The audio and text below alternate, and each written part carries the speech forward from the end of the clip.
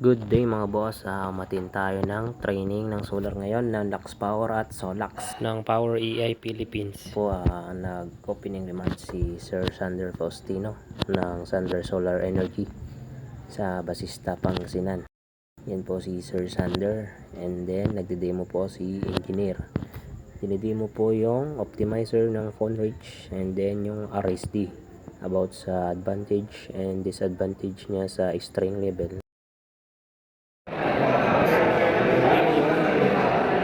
Sa Lux Power sa legend sa stop version ito yung moment event. Yan po mga boss, and then after nun is nag lunch muna kami kasi lunch break na yan, alas 12 na. Siyempre kailangan natin yan, and then yun, sabak na kami sa technical training ng Lux Power Inverter and Solax. Yan, dinidemo po dyan ni engineer ng Power AI Philippines yung mga parameters ng bawat inverter.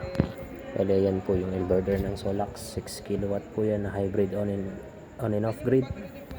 Then may warranty po na 5 years, and then pag mag-avail ka rin ng battery ng Solax is magiging 10 years yung warranty niya. Bale yan po yung mga port niya sa baba, yung mga PV switch, yung MPPT 1 and 2. Ganun din po sa Lux Power, 6 years warranty po yung Lux Power. Matin tayo dito mga boss para matuto, kasi electrician tayo, para matuto na rin tayo sa solar installation, kasi plano natin mag-install sa ating bahay. At kung papala rin, pwede rin maging installer ng solar, kasi in demand ang solar ngayon mga boss. Pero nag-video tayo dyan habang nakasalang yung iba about sa pagdidemo ng mga inverter, kasi by the table po yan, sunod-sunuran, hindi pwedeng sabay-sabay, kasi kung sabay-sabay magulo, kaya sunudan. Then yan, sumunod po ulit kami dyan. Then dinademo po ulit ni engineer yung safety parameters and paano mag-commissioning and paano ma-maximize yung hybrid inverter. Yan mga boss, napakaganda nito kasi makakatipid ka sa kuryente. And then yun po, balik closing remarks na po si Sir Faustino dyan. And then yan, awarding na po ng certificate.